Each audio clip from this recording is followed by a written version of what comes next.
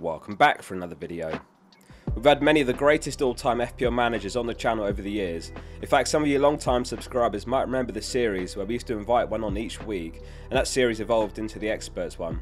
So, I've spent hours going through all their answers to produce a list of the top FPL tips to make you a better manager, and I'm going to share the full list with you now. If you appreciate the time that goes into each video, hit subscribe to support the channel as well. So let's jump in. Number 1 is avoid bandwagons. This one is especially applicable at the start of the season when transfer activity is at its highest. At the start of last season, De Silva scored 2 goals in the first 2 games from extremely low XG. It happens every season when there's some player who does well and then drops off after. Unsurprisingly, De Silva wasn't able to maintain the huge overperformance, and his next goal didn't come for another 16 game weeks. Underlying numbers and eye tests are a good way to assess if they are a bandwagon or not. Number 2, don't let fear rule transfer decisions. We can't have them all. It can be a desperate feeling when your players are letting you down, while seemingly all those players you don't own are smashing it. Point number 3 does tie into this one as well. But basically, don't rip your team balance up to try and squeeze in all the big players, and don't hop from premium to premium based on last week's results. Number 3 follows nicely on from 2. Have a core group of players and trust them long term. We've all got a 15-man squad, but in reality, the pool of players that could be transferred out is much fewer. Looking at your team this way might make it feel less daunting as well. Number 4, don't rotate goalkeepers. This one of course can have success, but there's a reason why many goalkeepers from smaller teams tend to do well. They rack up the save points against the tougher teams. Spending 4.5 or more on 2 keepers is generally a waste of money. Get a 4.5 mil keeper and their 4 mil backup. Or better yet, if there is a 4 mil keeper who will play, then get them, and only in that case consider rotating. Number 5, plan ahead. This one's one of the most important ones. Many managers wing it week to week, and that's fine if that's how you want to play. But to hit the highest ranks and win your mini leagues, you need to plan your transfers and captaincy in advance. There's great free tools like planfpl.com and fpl.team that let you plan your transfers for future weeks, and they're completely free to use. Captaincy is one of the most important aspects of the game, so make sure you have a good one lined up every game week. Number 6, play without emotion. Obviously, celebrate your wins.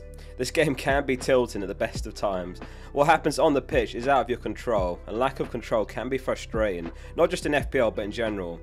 If you've had a frustrating game week, don't make a rage transfer on Sunday night. And on a tangent from that, never make a drunk transfer. Number 7, don't wildcard unless it's essential. You only get 2 wildcards, and it's the most powerful chip in the game. Weigh up whether there is any way you can avoid it, even if it requires a hit or 2. If you're only going to change a few players in your starting 11, then it's a waste. It's such a powerful chip that you really want to maximise its utility. And in the second half of the season, when you use your second wildcard, ideally use it in preparation for double and blank game weeks. Number 8, roll a transfer whenever you can. Having 2 free transfers is a huge advantage. Just because you have a transfer doesn't mean you have to use it each week. The added flexibility that comes with having 2 banked is massive. Imagine a premium striker gets injured and the next best replacement is a premium midfielder. That's 2 transfers to get there. Number 9, strongly review your bench each week. This one's so easily overlooked. Your bench is so important, and every week it needs to be in the right order. You never know when someone's going to come off your bench, and you'll kick yourself if second or third is stuck to your bench with the points while a 1-pointer comes on as your first sub. If this video has been helpful so far, hit subscribe to support the channel. More tips to come. Number 10, be open to new tactics. It's easy to get comfortable in a way of playing, but the FPL landscape's constantly evolving. Perhaps you free hit in a blank game week for 3 seasons in a row, but this season a double game week could be the optimal time to use it. 1 week punts are generally frowned upon unless it's right before a wildcard or game week 38, but hopping onto a premium who has a double game week has become more popular and something that many have had success with in recent years. Number 11, put biases aside. Whether it's owning players from rival teams or even captaining players against your team, put biases to one side when playing FPL. If you truly believe that the best captain is the one playing the team you support, then take the points and move on. Honourable mention to Ben Crabtree though, die-hard Everton fan who did manage to win FPL in the 16-17 season without owning a Liverpool asset the whole season, though this would be impossible nowadays given Liverpool's improvement since. Number 12, hits don't pay off most of the time. It's a big gamble and most of the time a completely unnecessary one. Really assess whether those 4 points will be repaid. A hit should really be for a player that not only represents a massive upgrade in a specific game week, but it also has to be someone you want for the medium to long term. Number 13, have a plan and stick to it. Be patient. We talked earlier about how important planning is. Don't abandon your plan if it's a solid one. Having a solid plan and then abandoning it can leave you even worse off. Number 14, midweek fixtures often don't affect weekend minutes. This one can require some assessment player by player, but as a reminder, footballers are world-class elite athletes. They're fully capable of playing on a Wednesday and then again on Saturday. You'll often hear that someone's played 90 midweek, so they're going to be benched on the weekend. Some assessment is required on what type of fixture as well though. For example, if it's an easier Premier League fixture, sandwiched between two Champions League semi-finals, then obviously there's a higher chance of a rest. Be careful with this one, you'll often find more often than not it doesn't happen. Number 15, manage your risks. You're playing against many millions of managers every week, so manage the risk that you want to outlay each week. A high effective ownership player can cause you a lot of damage.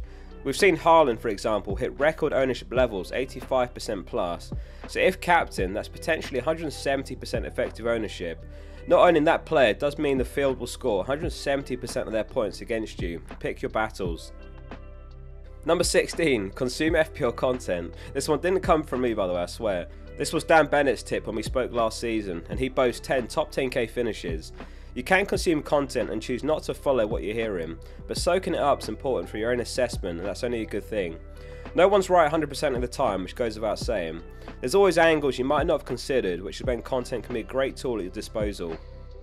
Number 17, make your transfers as late as possible. A lot can change over the course of a week, particularly when there's midweek football on. Players you own can get injured. It's common sense really, but the later you make a transfer, then the maximum amount of information you have available to you at the time, and therefore you're more informed. It can be tempting to move early when a price change is expected. In many circumstances, riding out the 0.1 mil loss is worth it. As a side note, if you go to pl.ecal.com, you can sync all the FPL deadlines to your calendar. Number 18, fixtures are king. Look to bring in players that have good fixtures on the horizon, and when they play for good teams, then even better. Fixtures nearly always create form. Number 19, don't pay attention to points. It sounds counterintuitive, right? But the stats that really matter are the underlying ones like XG and its variance. Go for the player who's just blanked in 3 game weeks but with brilliant XG over a player that's jammed some goals but has really poor underlying numbers. It evens itself out on the medium term usually. Number 20, know your set piece takers. A player who's on free kicks and corners will inflate their chances of a return every week for you, and even more so penalty takers. There's approximately a 21% chance of a penalty being awarded in any match, so just over a 1 in 5 chance. So that's a 1 in 5 chance of getting points for a goal scored, plus a potential bonus. Number 21, I've got a bonus tip I've thrown in here, which also came from Dan Bennett, which is take care of yourself. It's awesome to have a hobby that you're passionate about like FPL, but being so emotionally invested it can take its toll on you. At the end of the day it's just a game, so reach out if needed, switch off after the deadline if you're too invested.